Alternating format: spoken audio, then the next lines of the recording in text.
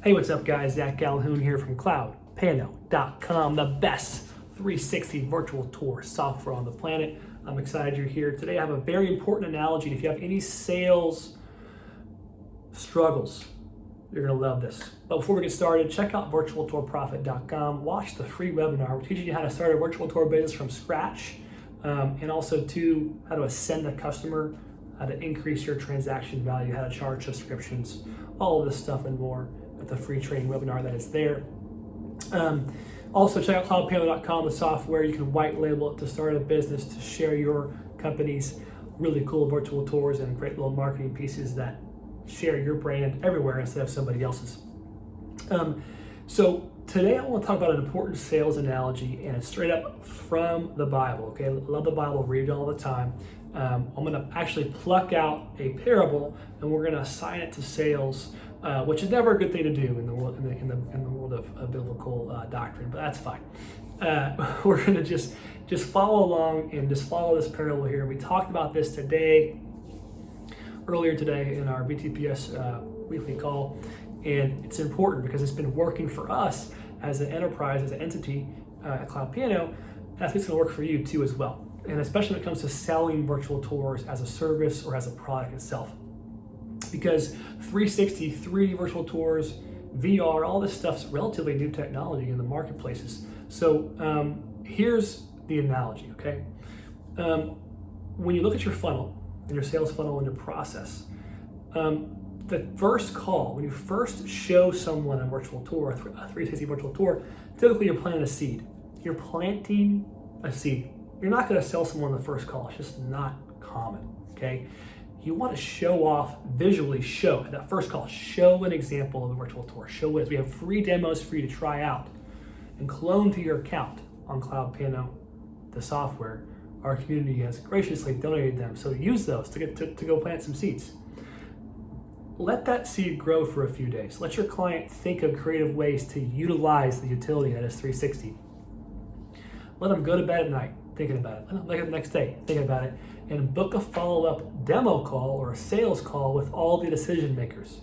This call is where you're going to be showing everything and then closing at the end, including pricing and pricing packages. The first call plants the seed, you let it grow. The second call is the sales call, where you're going to actually go through it, work out a deal, and make a decision right at the end of the call. The reason why this works so well, and it's very common, most sales scenarios, this is a super common funnel. It's not like I'm not teaching you something new. This works so well because as the seed grows, your likelihood of closing and having success on the next call is going to grow as well. So what's the Bible analogy I referenced earlier? So there's a parable called Parable of the Sower, where it's talking about faith, so coming to Christian faith, and there's this analogy where the sower throws out seeds.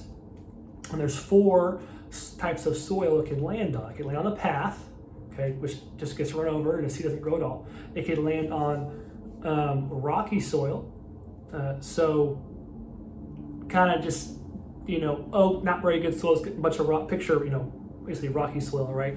You're not going to be able to grow too much. It's going to grow the plant will grow a little bit, and the sun will burn it up. Then you have the third kind of soil is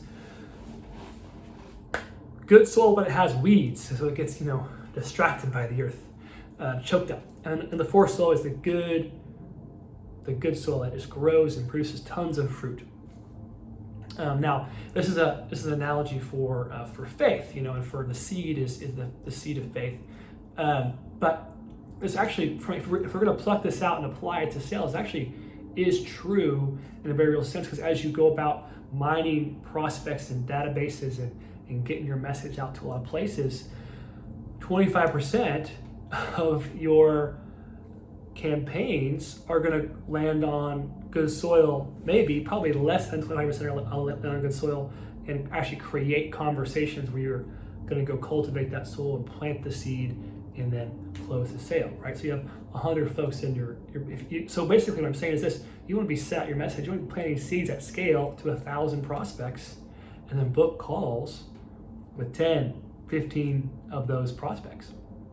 That sounds like a lot, but that's really common in the sales space. So you have to be able to really push your message to a lot of places and plant your seeds as to a large audience, because there's only a certain type of soil it's going to land on. You don't actually know when you throw that seed out what kind of soil it is, what the situation is, what the business is doing, what they can use it for.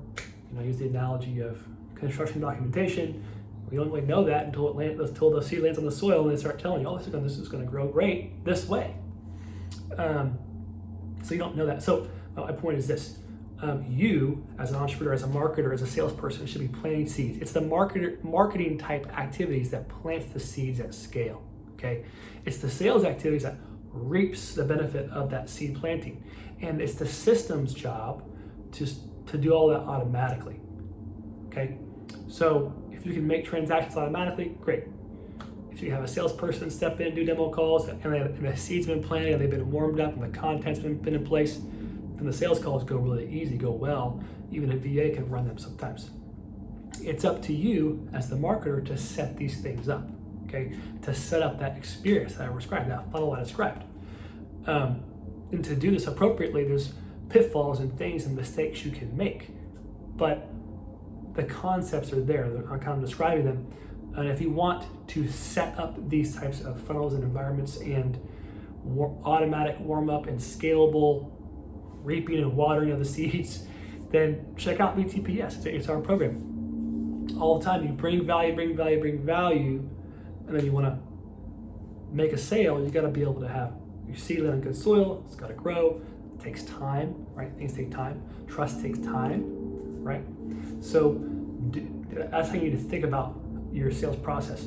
You're not going to close someone on the phone. If it's a cold call, hey, my name's Zach Calhoun from CloudPano.com. Hope we're doing well. We're working towards software. Will you buy it, please? That's never going to work, right?